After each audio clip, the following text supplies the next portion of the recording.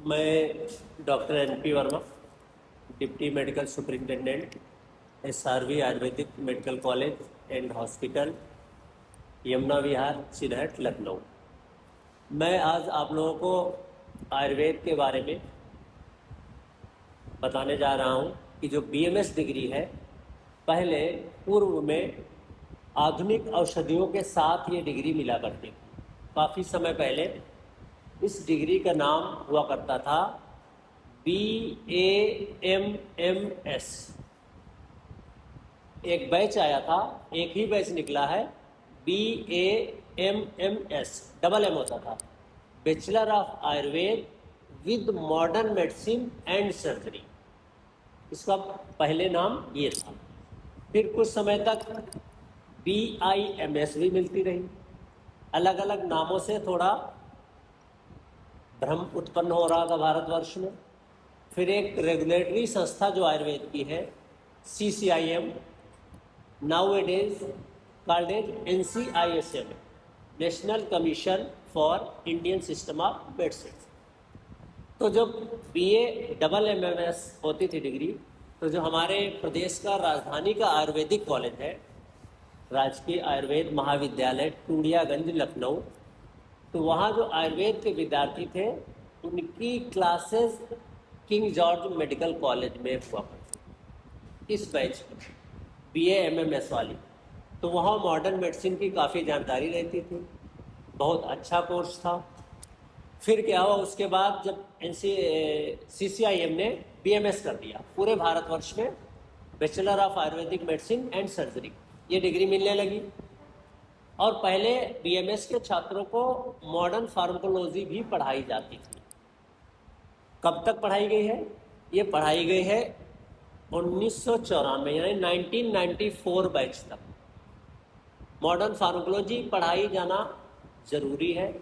इसलिए ज़रूरी है नहीं है कि हम मॉडर्न की प्रैक्टिस कर सकें, इसलिए ज़रूरी है कि कोई रोगी हमारे पास आता है कि कौन सी औषधियाँ ले रहा था, आधुनिक औषधियों का सेवन करते हुए हमारे यहाँ आता है क्लिनिक में, तो हम उन औषधियों के इफ़ेक्ट और साइड इफ़ेक्ट को जान सकें। इसलिए हमको मॉडर्न फार्माकोलॉजी की जानकारी बहुत ज़रूरी है। एक नॉलेज होगा तब हम समझ जाएंगे कि ये औषधियाँ ले रहा था, इसके साइड इफ़ेक्ट से तो ये दिक्कतें नहीं आ रही हैं। तो वो फिर उसके बाद वो हटा दी गई, मॉडर्न फार्माकोलॉजी हट गई। और 1995 बैच से मॉडर्न फार्माकोलॉजी हट गई। उससे पहले पेपर होता था कानपुर विश्वविद्यालय से, जो BMS होता था, उसमें उसका बाकायदा एग्ज़ाम होता था मॉडर्न फार्माकोलॉजी का। फिर प्योर आयुर्वेदिक हो गया सिलेबस। और बीच में फिर क्या हुआ, मॉडर्न मेडिसिन की प्रैक्टिस करना भी गैर कानूनी हो गया। वह स्थिति भी आ गई। बीच में सुप्रीम कोर्ट का एक ऑर्डर आ गया कि क्रॉसपैथी अलाउड नहीं। क्रॉसपैथी अलाउड मीन्स क्या है कि आयुर्वेद का चिकित्सक है तो आधुनिक औषधियों का इस्तेमाल नहीं कर सकता। और आधुनिक औषधियों का एक्यूट में तो हमको ज़रूरत पड़ेगी ही, क्योंकि अगर कोई इंजर्ड पर्सन आता हमारे पास है, सीवियर पेन हो रहा है, तो हमारी आयुर्वेदिक औषधियाँ धीरे धीरे काम करें, ठीक है। तो उसमें हमें पेन किलर भी देना रहेगा। टिटनेस का इंजेक्शन लगाना, वो भी फिर आधुनिक है, सब आप आधुनिक जोड़ोगे। बीटाडीन से ड्रेसिंग करना, बीटाडीन भी फिर मॉडर्न मेडिसिन हो गई। तो इसलिए हम लोगों ने एक बहुत बड़ा आंदोलन किया लखनऊ में। उसमें नीमा लखनऊ मेन आगे बढ़ चढ़ करके था। और नीमा के आह्वान पे बहुत सारे लोगों ने बहुत अच्छा सहयोग किया। आयुर्वेद के, यूनानी के लोगों ने विधान भवन लखनऊ में धरना दिया। हम लोगों ने हफ्ते भर से ज़्यादा धरना चला, बहुत बड़ा आंदोलन किया गया। फिर उसके बाद विधान भवन के सामने वाली रोड है वो जाम की हम लोगों ने, और पुलिस ने फिर लाठीचार्ज किया। काफ़ी लोग जख्मी हुए, चोटें आई, हमारे भी 2 लाठियाँ पड़ी, है ना।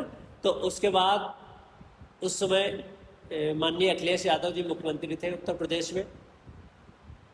उस बड़े आंदोलन के बाद और जनता की डिमांड था, क्योंकि जो हमारे प्रदेश ही नहीं, भारत की जो जनता है, भारत की मैक्सिमम पॉपुलेशन को आयुष डॉक्टर कवर करता है, मैक्सिमम पॉपुलेशन को।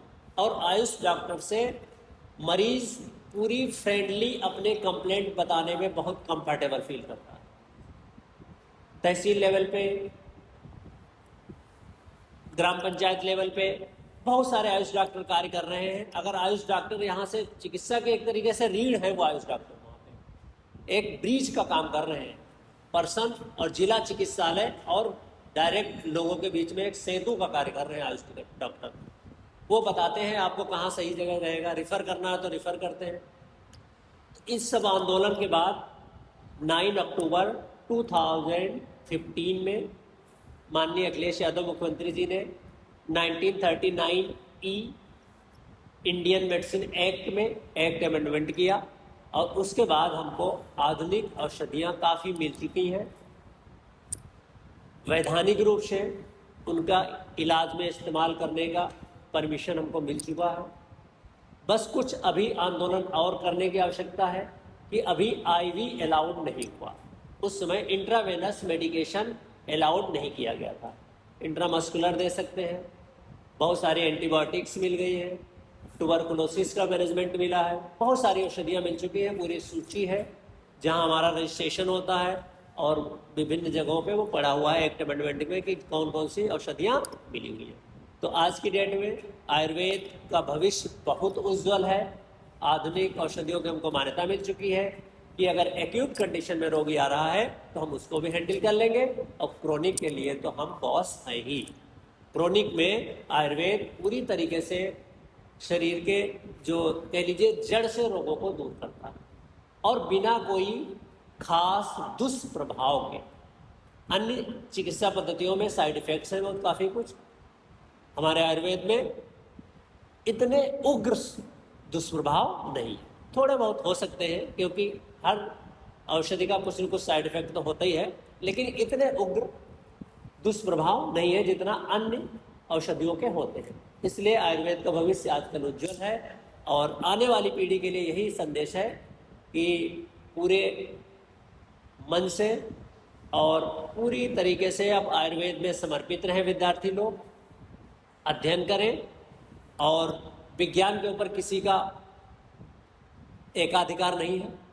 साइंस को कोई भी पढ़ सकता है और जितने भी ज्ञान आ रहे हैं उसको सप्लीमेंट करना चाहिए, आयुर्वेद में ऐड करना चाहिए और ताकि आगे चल के आयुर्वेद के विद्यार्थियों का भविष्य उज्जवल हो। इसी के साथ मैं अपनी बात को विराम देता हूँ। धन्यवाद।